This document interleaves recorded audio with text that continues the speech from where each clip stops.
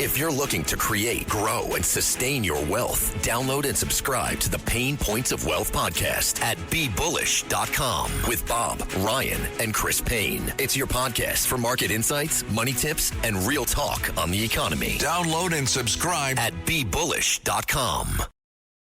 This episode is brought to you by Progressive Insurance.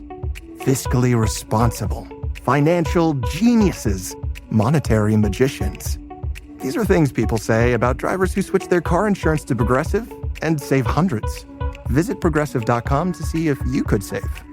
Progressive Casualty Insurance Company and Affiliates. Potential savings will vary, not available in all states or situations. Well, Sunday morning. What the heck is going on in our city? Well, one of the experts that's been through 1,000 elections is Hank Sheinkopf. And let's get a reading. Well, Hank, me and you have been around for a long time. Give me a reading. Where the heck we are? We're going to have another debate next Wednesday. And where are we? Well, the next debate, John. First, thank you, Ariana. I'm grateful for your listeners to listen to what we have to say this morning. But, you know, the next debate will be critical. It will decide the election. Andrew Cuomo's positioning ought to be talking about Mondami's flip-flops and about his record and the fact that he can manage a city that is likely to go through a significant fiscal crisis next year, which will be even worse if Mondami sadly becomes the mayor. And right now, it looks like I have rumors that there are new polls coming out after the first debate, and we have a second debate again on Wednesday. But after the first debate, it looks like it's going to be still Mondami is in the lead, and Cuomo's number 2, and Curtis is a far third. Now, the question is, what I've said to people is, well, the real Democrat is Cuomo, and 70% of the electorate in the 5 boroughs of the city of New York are Democrats. Why are they going along with Mondami? Mondami has run, John, a brilliant campaign. And, you know, oftentimes people run brilliant campaigns. They may not be very good at governing. He has no experience governing. He hates cops. He's been trying to walk away from walk back the cop nonsense. But if you look at the Democratic Social America website, and you look at over time, you find that they hate cops. Those are his people. He's a cop hater. He's a Jew hater. He is a hater generally. He hides it very well, but he's a hater. He hates the city, and the purpose of running for office is not to help the city.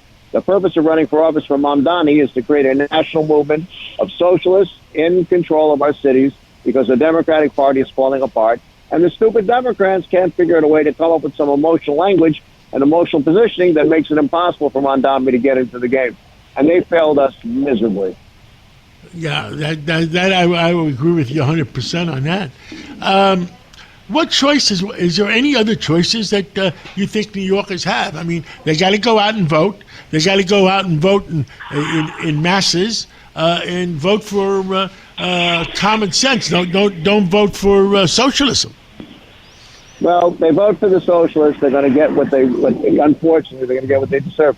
The problem will be that his attitude about what is appropriate behavior is wrong.